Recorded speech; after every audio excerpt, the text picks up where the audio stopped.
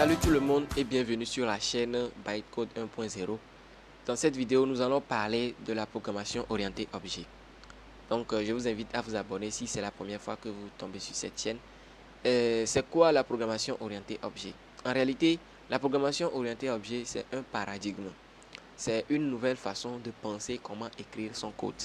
Et avant la programmation orientée objet, qu'on appelle souvent POO, quel paradigme existait? Il s'agissait bien évidemment du paradigme qu'on appelle le langage, la programmation procédurale. Il faut noter que dans les 30 dernières années, les langages de programmation qui ont été créés sont des langages de programmation orientés objet.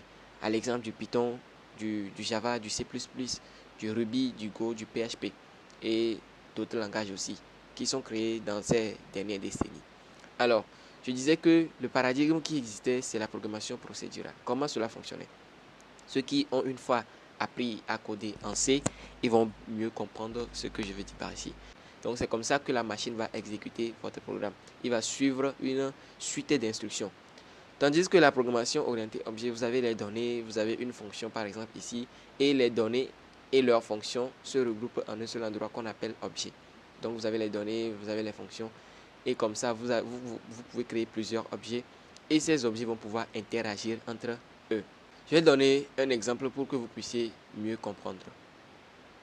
Supposons que vous demandez à votre robot de vous préparer quelque chose à manger. Le robot, il peut vouloir préparer du gâteau, il peut vouloir préparer du chocolat, du riz ou du spaghetti. Maintenant, en fonction de ce que le robot va préparer, il aura une recette. Si c'est le gâteau que le robot veut préparer, alors il a une recette pour préparer le gâteau. D'abord, il faut mélanger la farine. Excusez-moi, bon, c'est juste un exemple que je suis en train de donner. Donc, ce n'est pas exactement ce que vous devez faire pour préparer un gâteau. Vous savez que c'est un long processus. Il faut mélanger de la farine, il faut ajouter du sucre, il faut maintenant mettre ensemble au four et sortir le gâteau. Donc ici, on suit une liste d'étapes précises dans un ordre donné. Donc c'est une suite d'instructions. Il faut suivre ça dans l'ordre. Vous voyez. Donc ces séries d'instructions sont appelées des procédures ou des fonctions.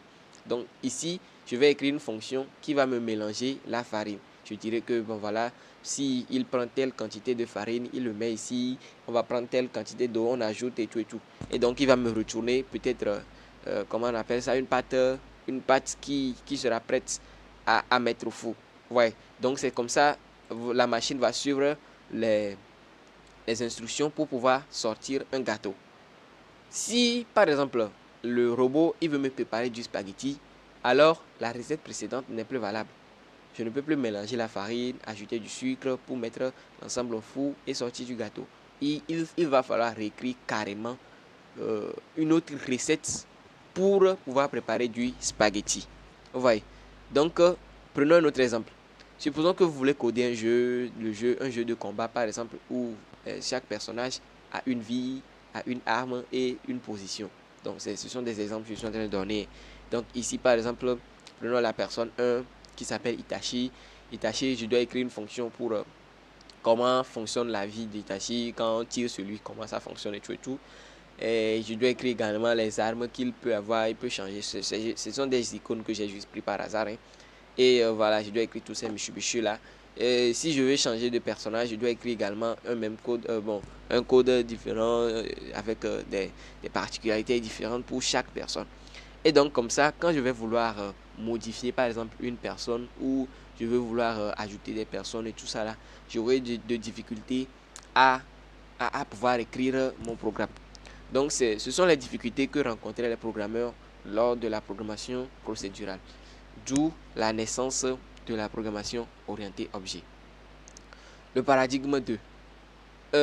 Il suffit d'écrire une seule fois votre code et vous allez pouvoir utiliser plusieurs fois. Comment? Vous allez créer une classe et avec la classe, vous allez pouvoir créer des différents objets. Donc la PO, c'est comme regarder le monde comme un ensemble d'objets qui interagissent entre eux et qui regroupent deux choses, les attributs et les méthodes.